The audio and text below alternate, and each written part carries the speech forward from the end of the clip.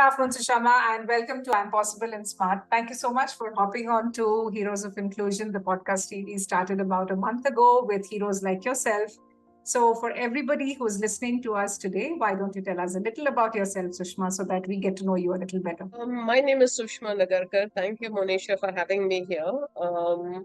I am primarily a parent of an adult with autism.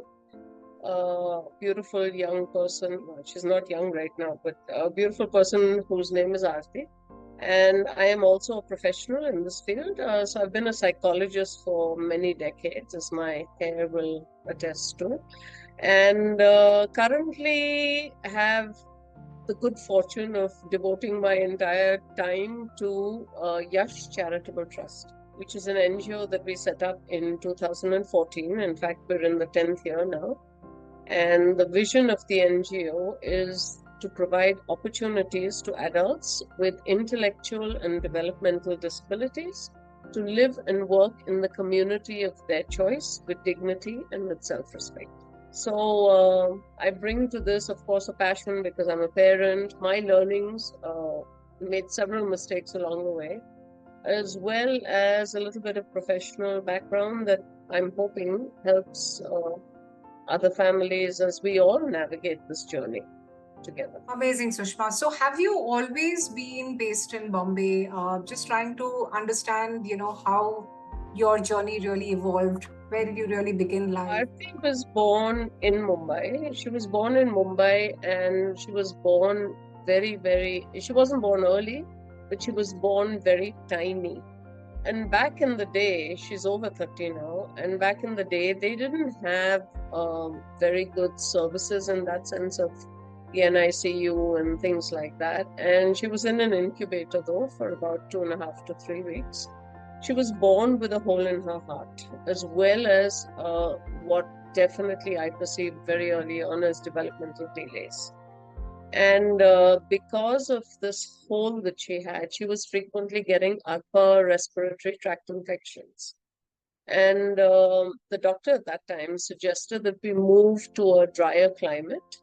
And so when Aarti was 2.5 years old, we moved to Pune because it is drier in that sense. We were lucky that we had an apartment that we could stay at and lived there for several years. Aarti went to school there. Her younger daughter was born, and both of them went to school there. And then discovered that the services and the special school that she was in didn't really meet her needs. So in 1995, we moved to Bangalore and I did a lot of research prior to that, but found a school that seemed to have more of what Aarti needed. We stayed there for 3 years, 3 glorious years. Bangalore back then was absolutely wonderful. Can't say that right now. And then in 98, we moved to the United States. Lived there for about 15 years and then returned back to Mumbai. You pretty much went all around India, pretty much all around the globe, and then. But how did this whole idea of starting the YCT, the Yash Charitable Trust, come to you, Sushma? Was it something that made sense because you wanted to share your learnings? What was the root cause? It was because I realized, my professional background in the United States was in the schools. I was working as a school psychologist in the public schools. I was also by then a single parent. And because I saw what was available to adults, and Aarti by this time was an adult when we started sort of thinking about perhaps, this is not working.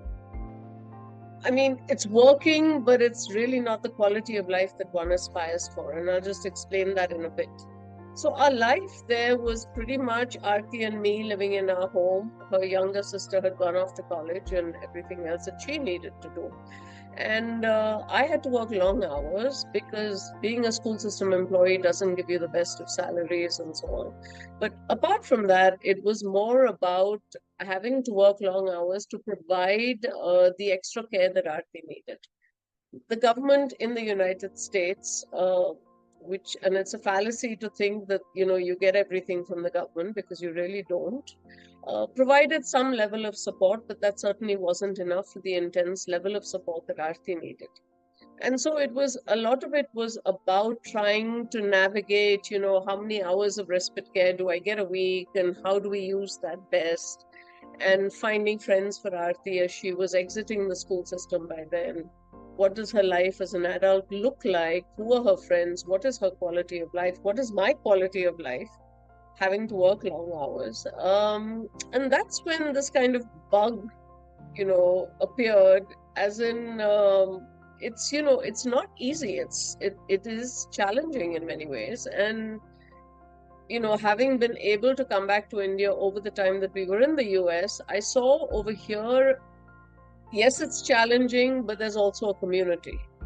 And the kind of decision to, try and change that mindset of ours of being tied to the United States was easy. But coming here to explore what we could do for others like Aarti, given the fact that there is a community, was something that was really interesting. It was kind of something that I felt we wanted to do, and there was a need to do it. So it was, some people will say, a stupid decision from Aarti's perspective, because the state provides things in the US. But in many ways, it was something that I felt we should do and explore, and give ourselves that freedom to do that. My next obvious question is, so what did you come back here and do? So we came back here. The idea was to set up Yash Charitable Trust always. And Yash, by the way, before you ask the question, is my parents' names. And the vision was very clear, because it had to be community-based. It had to be, everything had to be focused around inclusion. And also I wanted others like Aarti to have the opportunity to live where they wanted, work where they wanted. And so this was very easy, to come up with, where the direction that we would like YCT to move in. And so it was set up because that seemed to be the right thing to do. And that seemed to be the way to try and address the needs of many of Aarti. And by that time, she had already had some friends from our trips back here. Things that people needed. Yeah.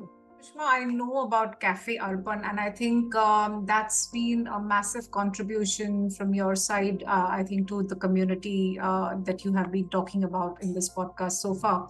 Why don't you tell us a little about how Cafe Arpan was born? Was it one of the projects that Yash Charitable Trust undertook, and what shape has it come to today? Before I give you the insight to that, I'll give you the insight as to what YCT actually does. Sure. We have two verticals.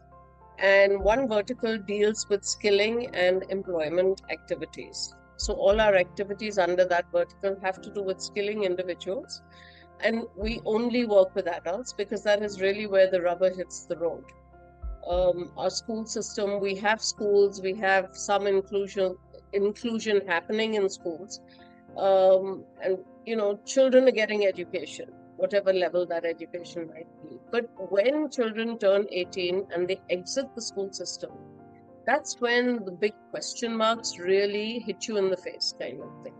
So we decided to work only with adults, because that's where the need is the greatest. So one vertical was after school what, and the vertical of skilling and employment then seeks to address that need. The second vertical that we have is something we call the Adult Support Kendra, which provides all the other services that young adults and their families need to navigate the adult life. And the overarching sort of, it's a focus, is to give our individuals, our young people, the same quality of life as anyone else should and would have. And so everything we do is about this. And when you talk of quality of life, it also means the ability to make choices, take responsibilities, be your own boss, as well as be in a community that's going to support you and be around you in times of need. And so we started off with the skilling piece first. We had a 200 square foot space, and by default, we started doing what then was our dabba service. 2015 Gudi Padwa, our first dabba went out. We had 5 individuals whose parents we told very categorically that I didn't know the first thing about making a dabba, but we don't know what we're doing, but trust us, we're doing what we think is the best to try and get our young people out into the community, doing real things with real people, as real as it can be. And so the dabba service took off and it proved to be a super hit for many reasons. One of it was that our 5 people that we had were totally and hugely excited to be doing something that was so real and so meaningful to so many people, to all the customers that we had. And they were part of the team. Whatever part of the team and part of the work they could do, they were doing and being upskilled in the process. And so we got a lot of positive press at that time. And as a result of all of this, and many more people, many more phone calls, can my son or daughter join your team? He loves to cut, he loves to chop, he loves to do this, blah, blah, blah, blah, blah, all that. And I didn't have the heart to say no. So our team expanded, but our space was still 200 square feet only. And then we had to start thinking about, okay, what else? What can we do next? And my other daughter sent us a small video of a cafe in Manila, which unfortunately seems to have closed since then, called the Puzzle Cafe, that a family had set up for the young man with autism. And it was a very, very interesting idea. And we said, why not? So we crowdfunded, we got funding from various sources. We found a space close by to the dabba service, and we set up Cafe Arpan in 2018. And it's been a very interesting, apart from interesting, it's been a place that we can actually showcase what adults with these kinds of disabilities are capable of doing. And in that sense, it's been a great journey for us. In fact, Sushma, the only thing that drew me towards your story and to come forward and ask you literally to come forward and tell us, share your life with us here, is this whole amalgamation of food becoming a point of encouragement in lives of people with different abilities, because it's very similar to what I do at my back end, and I know the difference it can make, right? Because it's just such an honest I think trade, that you can, if you want, you can really get as excited and as devoted as possible in this sort of let's say source of living. Now, coming to Cafe Arpan, Sushma, how does it operate? You have to tell us a little about the nuts and bolts, because I want people to understand how people with different abilities, with neurodevelopmental issues, are actually running the works there, and this is something that I have seen, but I would love others to hear. Initially, when we began, we didn't have a dedicated skill center. We trained on the job. So our initial team who began working in Cafe Arpan had already been with us through the dabba service, and we were additionally training them once the cafe was kind of almost ready, and while we were waiting for our licenses to happen, we were doing actual systematic training on the job over there in the cafe. Since then, things have evolved, and we've got a dedicated space for developing for the skilling. And so now, when individuals come to us or join our team, they go to the skill center first and acquire some basic skills that they would need in an F&B space, just the very basics. After that, when we feel, and we're very data driven, so we keep data on all of these things, and then they are then intern in the cafe, and then they are taken on role if we have a vacancy. And that if, I have to underline, it's a big if. So if there's a vacancy and there's a position open, then we take in somebody. Now, the way the cafe currently runs is we've got 4 different sort of positions, if you will. One is the counter assistant, and this is manned by somebody with currently somebody with autism, somebody with intellectual disability, and both of them are responsible for taking orders, and they also punch in the orders into the system. They give the orders into the back-end kitchen, and then they are responsible for the payment and so on and so forth. So that's one counter assistant position. We have somebody else who's at the door and is a brilliant spokesperson, if you will, has a brilliant smile, and just is enthusiastic about welcoming people. So they are actually the servers, and they clean tables and serve and all that on the floor. Then we have somebody else who actually makes beverages. And then we have somebody, other staff who actually does the actual cooking within the cafe when the orders occur. Now, there is support staff to help the guys in the kitchen and in the beverage making when there's a large crowd or when there are too many orders at one time and so on and so forth. So they work together again. And each one kind of contributes to the other's work. The idea being eventually to get the orders out in time. And so all of this runs fairly smoothly now. Everyone knows their roles and they do exactly that. Their role in the morning is to come, open the cafe, clean the tables, all that stuff, get the beverage counter ready, get the kitchen ready, chop the vegetables that they might need for the day, and so on. Everything in the kitchen and the beverage section is all visually depicted as well. So for those of our team members who don't read and write, we have visual sort of support where they just have to follow the charts from 1 to whatever 6 to execute orders. But most of them who've been with us for a while now know the orders and know what goes into it, what quantities. But for some of them, they use that visual support and execute the orders. And then we have interns also who come there with whom the support staff then works very closely to try and get them up to speed. But by and large, most of it is managed by this team of individuals. YCT has operated from the beginning a strength-based approach. And when I say it's a strength-based approach, we, as we get to know our individuals, get to know them, and who they are and what their strengths are, we capitalize on those strengths and hone those and use those to find positions in employment where they can be utilized to the maximum. Got it. And so the person right now, an example is the person who's manning the counter at the cafe. He's 100% accurate with counting cash, making so all the payments have come on time, tallying everything together. That's a strength. And so he, definitely we capitalize on that. And then when he goes on leave, we're like, when is he coming back? You need him back. I can imagine. And this is a person with autism who, for the most part, people will say, can't do anything. On the other hand, we sort of judge people like them and say that, okay, probably they won't be capable to fit into the real world, right? And here you're proving that they are more than capable to fit into the real world and actually do the real works.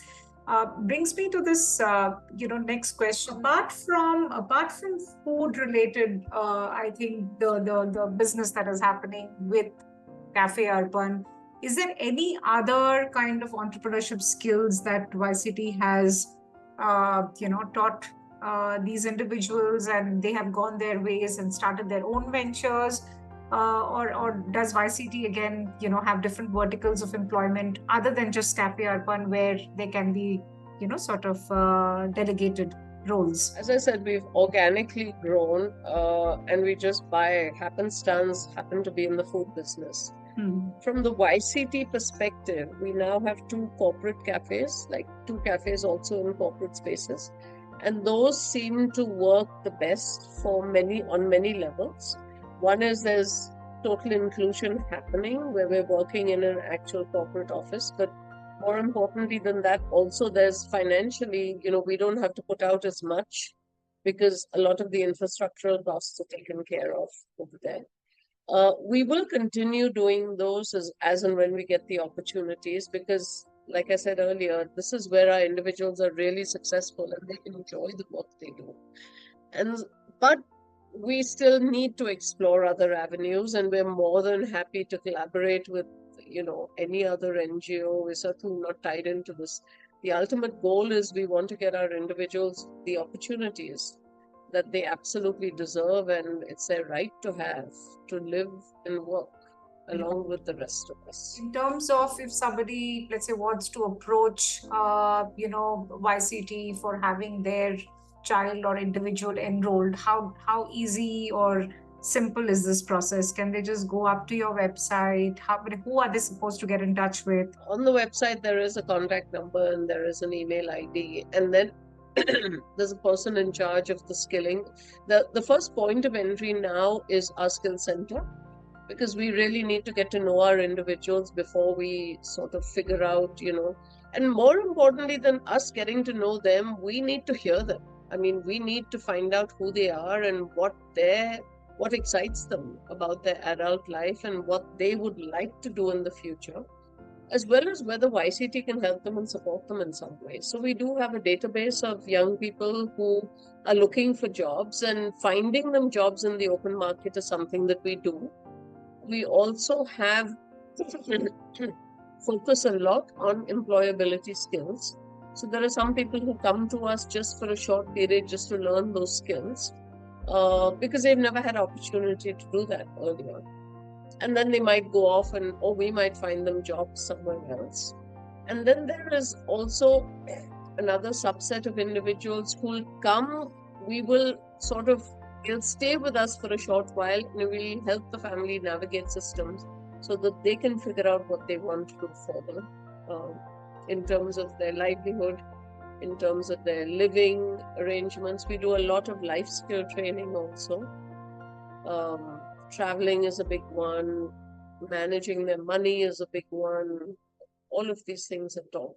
One thing that has always intrigued me, and I'm sure it does, you as well, is this whole meaning of the word inclusion, right? Because what it could mean to me could mean a little, it could be a little different for somebody else. So what does the term inclusion really mean to you? What drives you to create more inclusion with that sentiment? The basic thing is to have the same opportunities as anybody else, to be part of something larger than ourselves, to have a voice in something larger, to have an opinion, to have the ability to advocate for us, for themselves, and be respected for it, be valued as a person, as part of the whole community that we live in, and not, be segregated out, as has traditionally happened in the sector, but just to belong. I think I equate inclusion and belonging on many levels. Absolutely. So when you said that you started this whole process keeping Aarti's future in mind, how is she doing today and how is she a part of the whole process? Interestingly enough, when we came back from the United States, she chose to join a sheltered workshop, much to my dismay. That was close to the house, but that was something she had already been to during some summer holidays whenever she had come here, and she knew of it. And she chose to join it, and it was a very exclusionary, very boring, mundane kind of place that I thought was like that. She chose to go there. And then after, I think it was 2 years, and then she realized how much fun we were having and then she was coming to YCT only on holidays. Because we operate differently from all other sheltered workshops. We don't have school holidays. Many of them operate on school calendars. We don't have holidays in May and holidays in Diwali, and we just have the public holidays, whatever goes on. So we operate like a real workplace across the skilling as well as everything else. And so when she came there on her holidays from her sheltered workshop, suddenly she realized that this was a much, I'm guessing she thought it was a much more meaningful place to be at. And again, she had a choice. So she chose. She says, I would like to join this team and not go back there anymore. She is very happy with her work.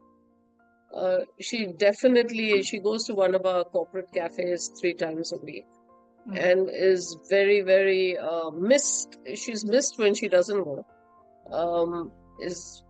Just feels she's, part of the whole larger space. And yeah, she's got friends, they have WhatsApp groups, they send messages to each other. So the purpose has been, in other words, met, it looks like. Yeah. So.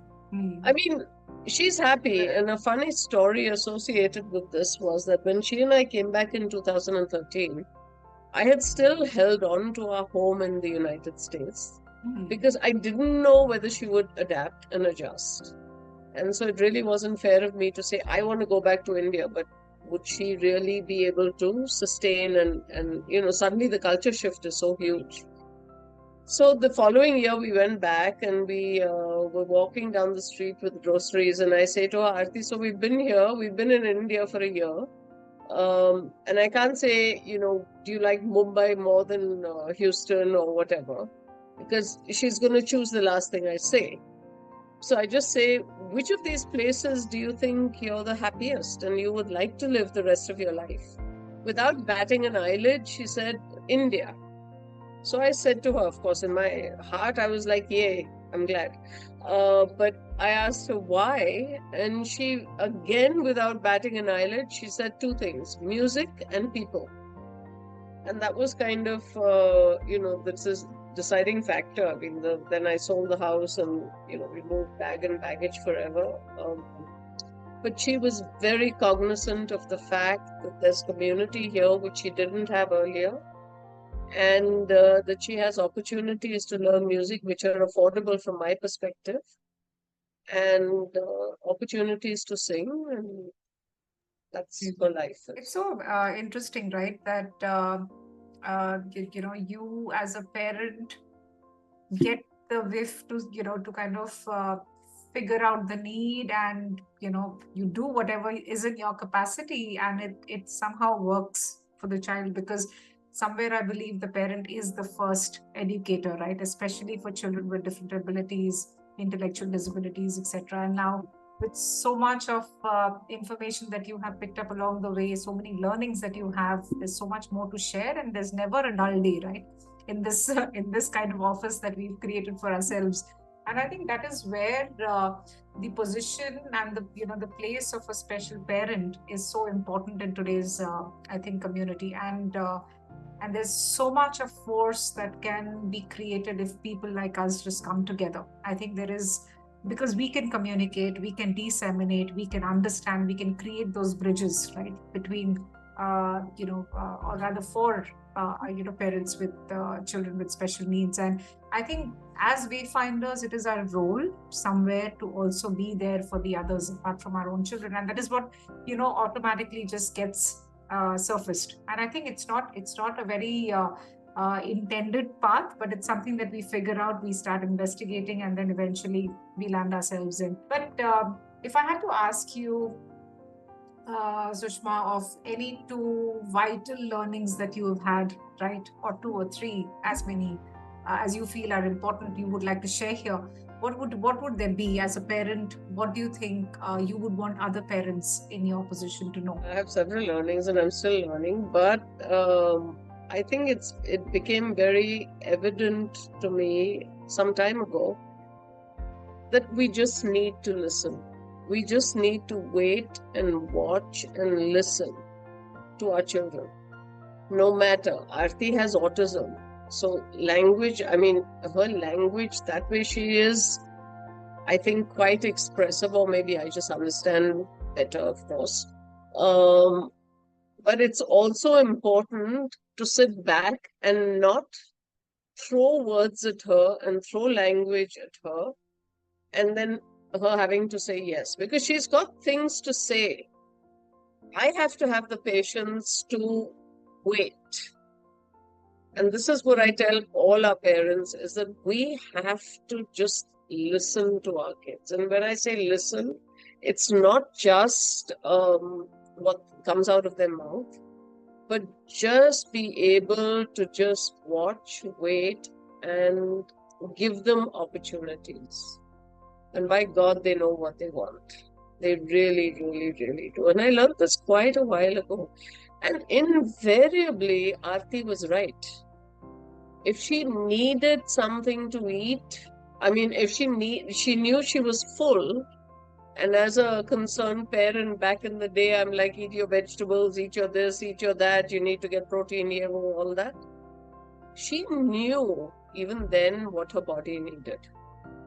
And, it was, of course, like every parent, I also made the mistake of, God, I have to force her to eat more and force her to eat this and force her to eat that and all the rest.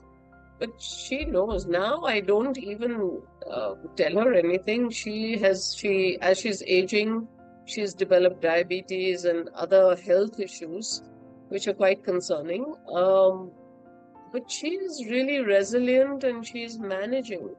So just this giving them, valuing, their knowledge of themselves. They really know themselves. They really, really do. That is one thing. The second thing again that has come to me, and this is by virtue of my own hobbies, is that there is only so much I can control. And there is only this much that I can do. Yes, now I'm sort of thinking of what after me, what is the planning that needs to happen, what is Aarti going to be doing, where is she going to be living, what does the financial situation look like. All I can do and all I should be doing is to plan. Beyond this, beyond what I'm doing, beyond making her confident, beyond making her a person who can pick up the phone and say, I need help, or, whatever that might be, there's very little else. And I should let it go. And this is a very, very important, I'd say, aspect of all our lives, is focusing on the here and now, focusing on what we do have control over. Because a lot of parents struggle through their life at this stage, worrying, anxious about what after me. Sometimes these then drive wrong choices, which may not be in the individual's best interest. And so that is another very important message that I practice. I don't preach it at all. I just practice it. And that's helped me. I mean, I never lose a night's sleep because I know that I am, putting my sort of giving direction to myself as to what I need to do for what Aarti has chosen is going to be the rest of her life. And she has every right to choose that. Absolutely. So when parents talk about institutionalizing their kids and this and that and the other, I'm not saying it's good or bad. That's not something for me to say. But it's also something that has to be really planned for. It has to be thought of ahead of time. And that's sort of the learning that I practice this learning, and I'm totally at peace as a parent, knowing that I'm doing the best that I can. Absolutely, Sushma. I think you hit the nail on its head because, as a parent of a child with a progressive rare disorder, I think about this so often that, should I consume my now, thinking about what is it going to be like, after me, or should I actually make the most of the time that I have, right, which is now. And it's a very important philosophy here, because most of the parents, I think, they lose their now, just Exactly. they're spending it on planning on what after them, rather than actually investing that time that they have with the child to make them more confident, make them more independent. I think that is what it is. And I don't know, honestly speaking, I don't know how different it is with a parent having normal children, because that is what even they would be doing, right, at the end of the day, because nobody really knows how long anybody is going to live for that matter.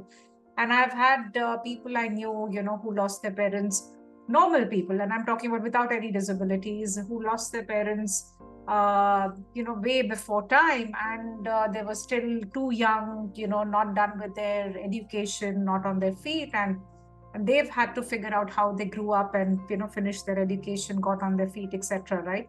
And I keep telling people that at the end of the day, I don't think it's the the invisible or the visible disabilities that individuals have. I think it is a disability in the mindset that we have that sort of forbids us from living comfortably with our own families the way they are born, right, at the end of the day. And it applies to one and all, because either a parent can teach their child to be independent sooner, confident sooner, irrespective of, how they are, what they are born with, whether they are fully able-bodied or not, or they can keep on planning for how their child's life is going to be after them. And I somehow feel that that value of the time which is now is so important in everybody's life, right? Probably more for parents with children having disabilities, because yes, for such individuals, you need to make them independent differently, and you have to explore the various ways in which it can be done. And probably for that, your mind has to be very, very present at the given time.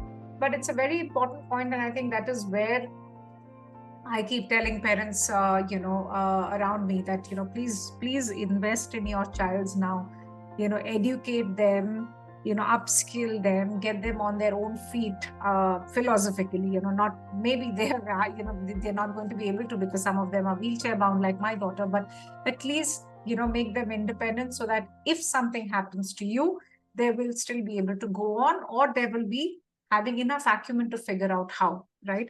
So thank you for spelling that out, Sushma. I think this is a very, very universal learning for every parent out there. Coming to the next ask, Sushma, what is the future focus? I know you've grayed your hair; it's pretty visible. But what is the future looking like? What is the focus for your future right now? I'm hoping, Aarti has chosen where she wants to live. So our focus currently is to make her independent. And again, that's something that she is driving. My whole focus is to try and set up a support system for her while I am still able to, and make sure that that transition post me is going to be a comfortable one. So that's kind of, I have a bucket list of things I want to do.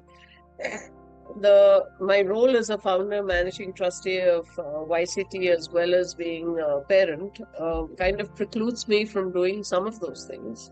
I do fit in some of those things already.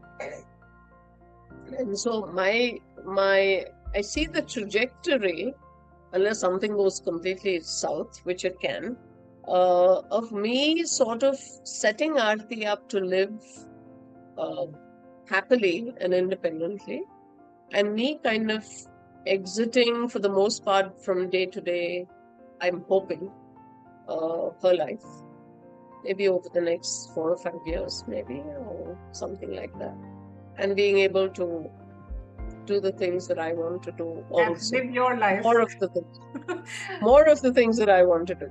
Why not? Absolutely, why not? I think, it's so important to be there and not be there, right? Before you're gone, to just see how it's going to be eventually, right? Because that's like the largest test of life, is what I feel at the end of it. And I think that's what every parent in their old age aspires to do, is to see, while they are still alive, if the child is being able to manage on their own. So why not? And I think sometimes what I've seen, Monisha, is what drives parents to take decisions. And again, I'm not judging, but it's also this anxiety of after me. Yeah. And, I hesitate to, I know it's easy to say, but I've stepped back and I've watched and I've listened and I've learned and I've made mistakes. But that is really important if we want our individuals to be happy. Absolutely. Absolutely. I mean, someone asked me one day saying, does Aarti know death? I said, sure as hell she does. Sorry, excuse my language, but she does. She's seen it very close up, very early on. Because death is a part of life. And we talk about this, and it's an open conversation to talk about it. Yes, heaven is a very esoteric sort of, abstract concept. But it's important to talk the talk, I think. And she's very comfortable about it. And we go to a funeral, or we go to, somebody's home, and as is tradition, you go and you pair padao and all that we do. Absolutely, if she knows the person, she goes with me. And then she'll talk to me about, I miss this person. I said, yeah, Aarti, that, there is a loss, and that is something we all feel. And so, normalizing all of these, again, this is the way we operate, and it's worked for us. Right. These are lessons which need to be passed on, right? And these are important life lessons. I think to deal with any calamity, be it death, an accident, pain, joy, again, these are the basics, right? At the end of it, you can't insulate a child or a young adult or an adult because they are differently able to, thinking that they will not be able to consume or digest, that emotion. I think that's another thing I feel is again done very widely because we feel that somewhere the conceptions are not going to be understood, and I can't agree with you more. I think having that perception is important, otherwise how in the world is anybody going to make peace with it, right? And it's going to be too disturbing if it's not introduced to them at in some way or the other. So Sushma, it's been nice talking to you. I wish I had more words, but these conversations matter because I don't think there is an encyclopedia of parenting children with different abilities. And when we say different abilities, they could be so different that our experiences even may not match. But before going, if there was any ask that you have um, from people who can come forward and help YCT, which is Yash Charitable Trust, what would it be? So we're always in need of volunteers, whether it's volunteers in our employment. We have a kitchen, a bakery, we have cafes that we run. There's always, we need our individuals are constantly training in some ways because there's just this value add when they hear different things about different people and lives and discussions and so on. So sometimes, for example, we have discussions in the cafe about just before elections, we were talking about voting and voting cards and, the BJP or the Congress or whatever that might be. But just the sort of conversations around what community is bothered about at the time. And so when volunteers come in and just have these relaxed conversations with our guys, there's a definite value add to all that. So volunteers are always welcome. And the other thing is, if there's any other initiatives out there, we don't know all the answers. We make mistakes. So if there's anything that anyone has ideas about how to move forward in terms of livelihood, whether it's entrepreneurship like you described earlier, whether there's some experiences that somebody could bring that would help again with the larger or bigger picture for our adults. We're certainly all ears to listen, and the third thing is, of course, we always need funding. So any opportunities that are out there, or any corporates that are out there that want to adopt Absolutely. Start a cafe. Absolutely. And why not? I think I think nowadays with so many corporates having in-house cafes, I think it's one of those units which can be easily, outsourced to a team who is upskilling themselves, just like how you are doing with, Cafe Arpan or YCT. I think it's an amazing tie-up which is happening in multiple places. I know of so many corporates having miti cafes nowadays, for example.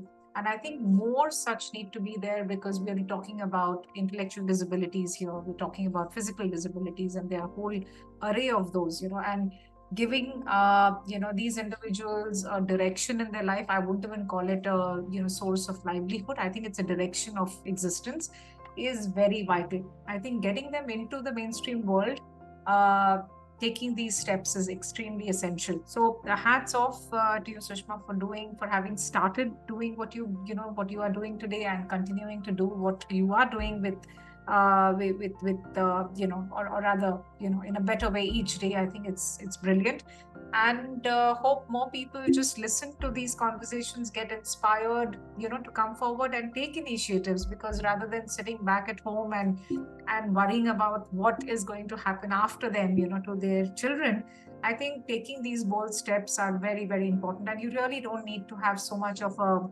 a foresight. Sometimes you just need a lot of passion, that right feeling in the heart that yes, I need to do something to make a difference, and that's where you get that spark to start, right? So thank you so much for engaging with me in this amazing conversation, Sushma. I had a memorable talk with you today, and hope you did too. And I hope everybody listening to us enjoys listening to this when it's out. Thank you so much. Please have a blessed life. Thank you. Thank you. And lots of Thank love you. to Aarti as well.